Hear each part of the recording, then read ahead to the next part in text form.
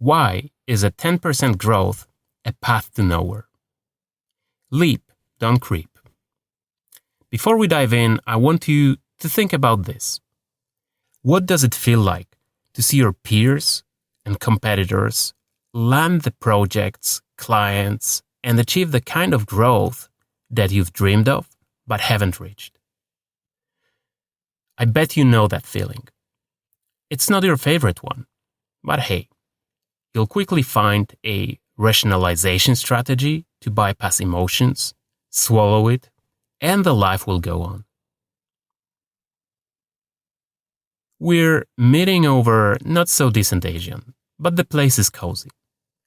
We've worked together in the past, but we're mostly peers, so that's a friendly chat. They run a small creative production studio. I remember admiring their standout production taste, great cinematography and editing, which is miles away from commercial cookie-cutter stuff. The chat ends cheerfully over a drink, but one thing strikes me, not letting me pass without a thought. We've been continuously growing about 10% year to year. That is over the last decade, if not more. Well, far from personal judgment, but since I embrace the advisory path, that deserves a wider perspective. If you're a creative firm over 100, or a company in whatever sector, be it banking, legal, insurance, a 10% steady growth rate hits some marks. But I've seen companies coming out of nowhere and growing at a lightning bolt pace from 5 to 50 and beyond in just a year or two, making me and many of my peers envy of the deals and creative impact. Even from my own experience, I recall a bit awkward situation while getting the final decision on my mortgage. By the way, buying our own studio was one of the best decisions I made. So I had to explain to the analyst why the hell we're hitting 300% revenue growth over the last year. Analysts expect the unexpected. Back to 10%. I totally understand the comfort. And this is often considered a satisfactory business baseline. If you make it to 15%, that's even better. We see these small but regular achievements as stepping stones, validating our current business strategy as effective. Moderate increments actually ensure stability and better risk management. But is it really so?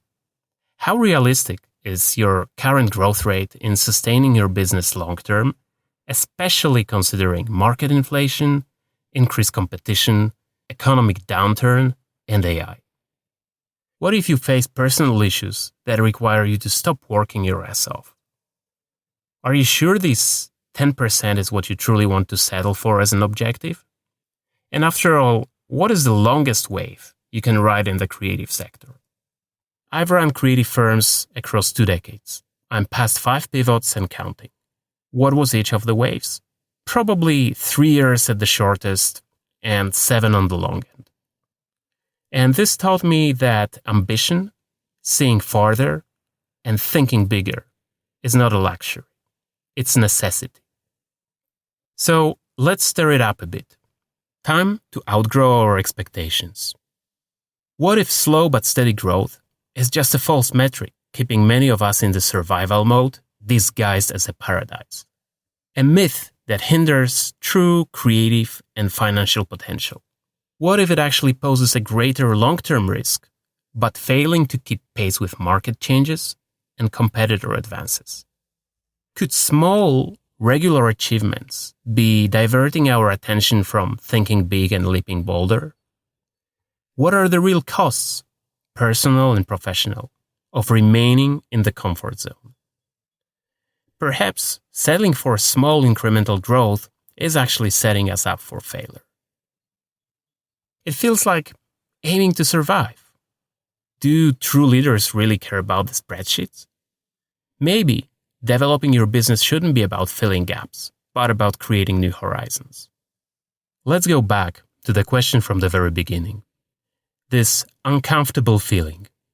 Let's hang in there for a minute and come up with a better framing. Imagine looking at your competition stealing the deal you wanted so badly and reaching heights you know you're capable of and always desired. Or just these firms ahead of you, or those at the top that your creatives and everyone else scrape for references. Witnessing competitors' success is not just a challenge. It's a call to action. What if we see it not as a threat, but as a reflection of what is possible in your market? What if we try to shift mindset from incremental to exponential growth? If you had no fear of failure, what growth target would you set for the next year? And thinking more practically, how do you justify continuing the same operational pattern when it hasn't led to significant growth over the last few years?